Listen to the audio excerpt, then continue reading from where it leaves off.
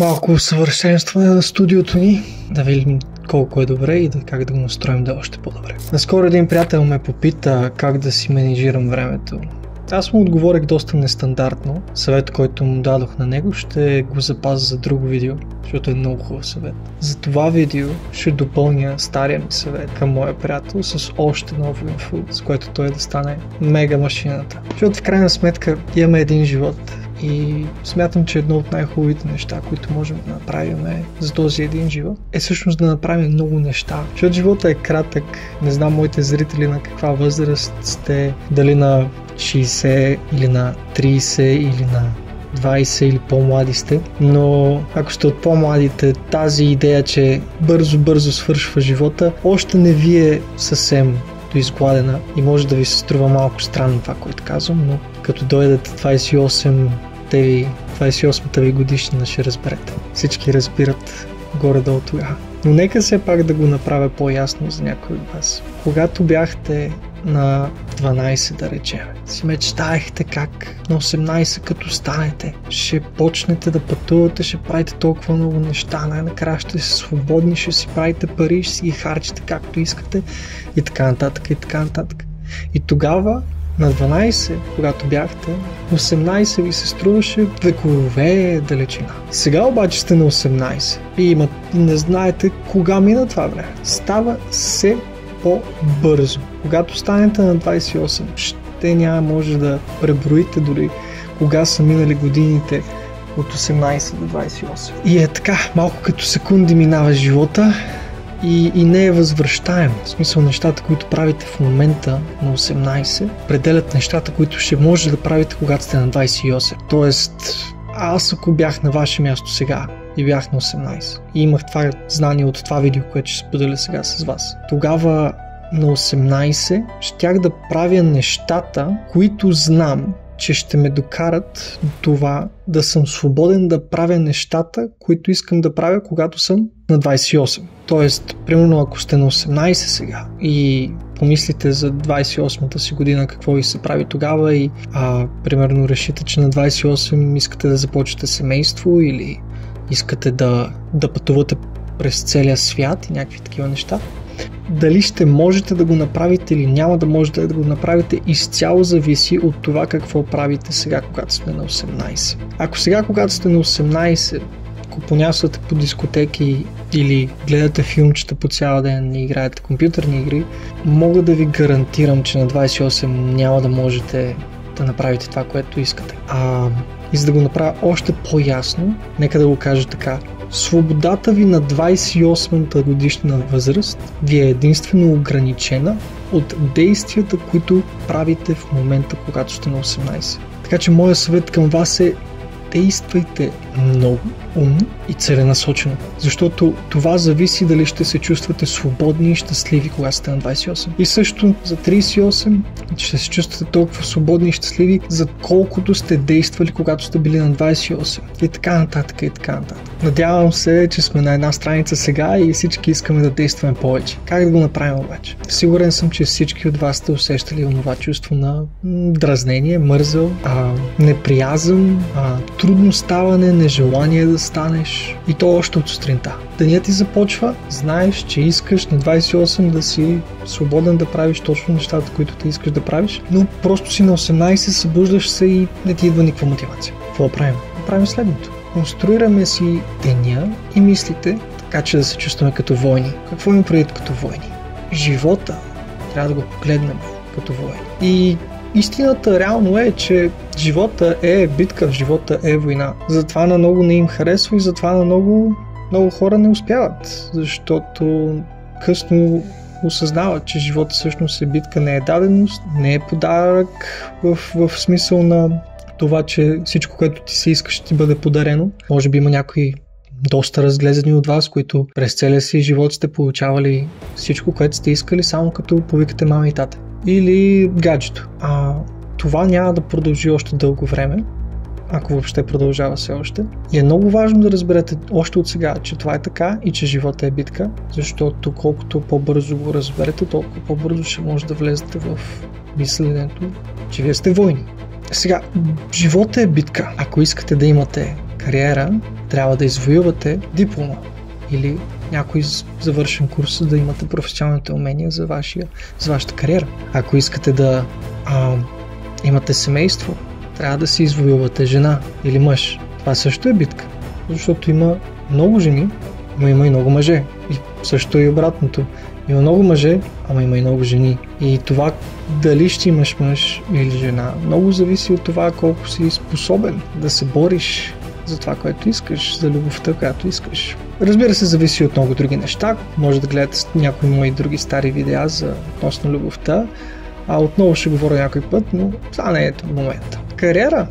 Окей, назначавате на позицията, която ти искаш, ти винаги си искал. Не само хората са проблема. Да, постоянно идват нови хора и искат твоето работно място и ще направят всичко, за да ти го вземат. Ако е хубаво, надявам се за ваше добро да е хубаво. Но дори не е просто другите хора проблема и конкуренцията. Казва се, че и времето е проблем и конкуренция, защото с времето излизат нови знания, нови технологии, нови методики и всъщност вашите знания, които сте изкарали с пот и кръв от университет или от някой курс, след няколко години се оказват тривиални. В някои случаи дори се оказва, че са неизползваеми вече, неприложими. Има нещо ново, което трябва да се научи. И понякога се оказва, че толкова силно сте забравили да учите, че не може да се научите на новото. В другия случай, просто когато излезе нещо ново, някой идва и го е научил вече. Вас ви уволняват, него го наемат. Честна игра. Защото живота е война. И всичко е честно във война. Живота е битка. Колкото по-скоро го разберете, толкова по-скоро ще може да влезете в мисленето на войн. И какво имам предвид под мисленето на войн? Имам предвид да отрежете тази част, детската част във вас, която постоянно търси комфортното, безопасното и насладата и приятното. Защо го казвам това? Защото всъщност, когато си във война и в битка, много от това го няма и ако го има въобще, то трябва да е някаква кратка почивка, колкото да се презаредиш, за да се върнеш обратно в битката. И в този смисъл на нещата, ако не осъзнаваш, че живота е война и битка, е много вероятно да се оставяш на това да търсиш комфортното, насладата и приятното, чрез което ти всъщност все повече и повече се усъкътяваш. Все по-малко и по-нищожен шанс и по-неспособен ставаш да спечелиш битката и войната, която е живота. Защото кой печели в една война? Кой печели в една битка? По-умния и по-силния. Понякога е само по-силния, понякога е само по-умния. Зависи от типа битка, която имаш в момента. Така че най-добре да сте умни и силни едновременно. И много смели. Но да, за мисленето като войн, да конкретизирам, наистина трябва да се абстрахирате от идеята, че трябва или че заслужавате, или че е естествено да ви е комфортно и да го търсите комфорта и приятно. Всъщност живота става изключително в пъти по-приятен и забавен и комфортен, парадоксално, когато спрете да търсите комфорта. Спрете да търсите насладата и приятното и почнете да осъзнавате, че естественото и ежедневното не е комфорта, не е насладата и приятното, а е битката, трудността, предизвикателството и страдание. Тогава вече никога повече няма да си кажете аз нямам дисциплината, защото врагът номер 1 на дисциплината е търсенето на комфорта, нуждата и желанието да си набавиш наслада и комфорт.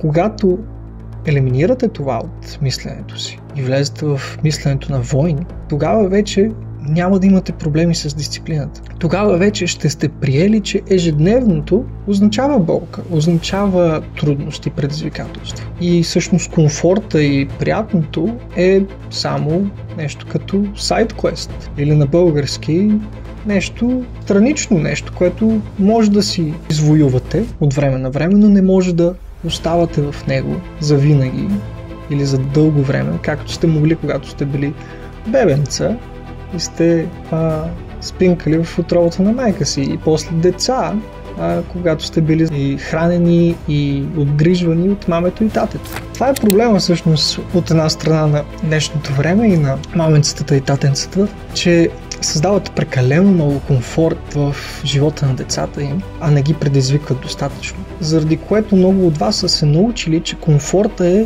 нормалното, ежедневното и естествено. А то далеч не е. В смисъл, не живееме нито в християнския рай в момента, нито в която и да е утопия на която и да е философия. В смисъл, да, живота е хиляди пъти по-приятен, лесен и комфортен, отколкото е бил преди 100, 200, 500 и 1000 години. Голяма част от това време хората не са имали толкова осветление, отопление, толкова широко, колкото го имаме сега. Да не говорим за неща като интернет, компютри, печки и какво ли още не. Така че да, в момента в един смисъл на нещата наистина живеем в утопия, сравнено с ада, който е бил преди това. Сегашното време на технология просто ни дава изключително много комфорт и възможности.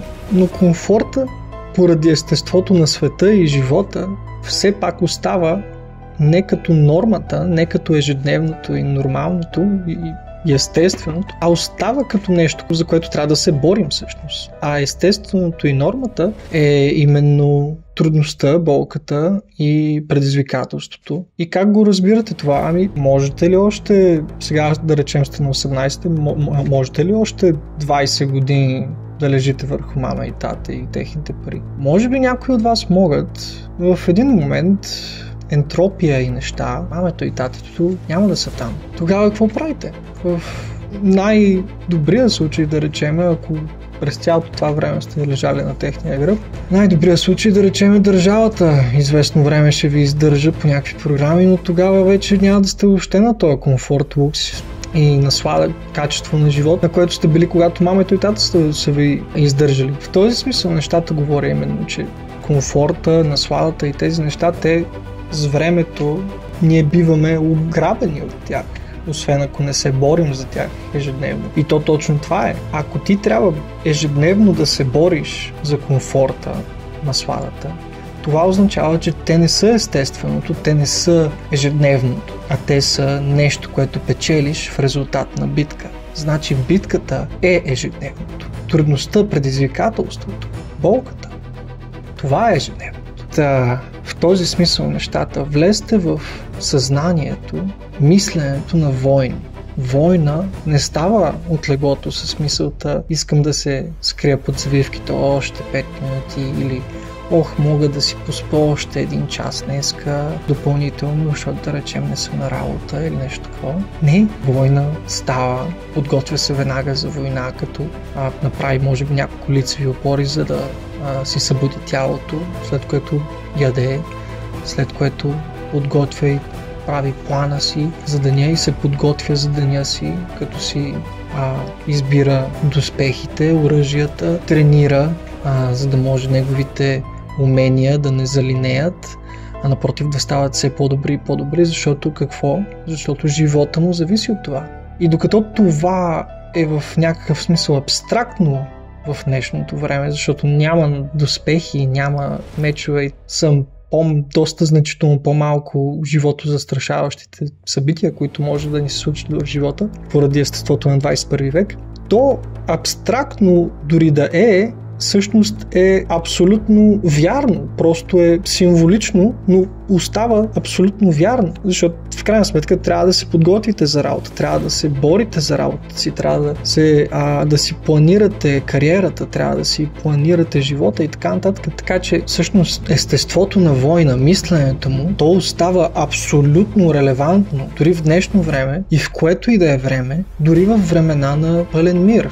Знаем, в света в момента не е пълен мир, има войни. Нашата страна България, тя в момента е в мир. Вярно е това, обаче в крайна сметка, всъщност това, което се оказва, е, че в мира пак има съревнование. Собствените ти сънародници са твоите сравновяващи се. Те се борят за твоята работа, за те да постигнат успех, те да хванат готината мацка, те да вземат по-голямата заплата и така нататък. Всичко е война, живота е битка. В този смисъл, построй си мисленето като на война. Сега един практичен съвет. Това може да го направите, като си построите началото на деня да ви започва като на войн. И това се постига именно като си създадете режим, в който постигате още в самото ви събуждане и начало на деня някакви лесни, измерими, бързи победи над страданието, над трудността, над предизвикателността в концепта на войни. Това е примерно веднага като бие алармата. Веднага да станете и примерно да излезете на терасата и да поседите малко там.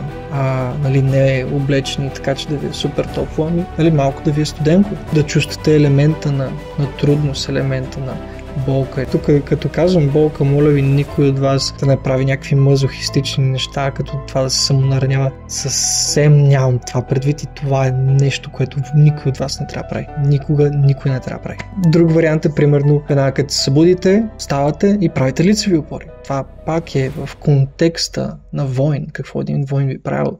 И това ще ви донесе и мисленето на войн.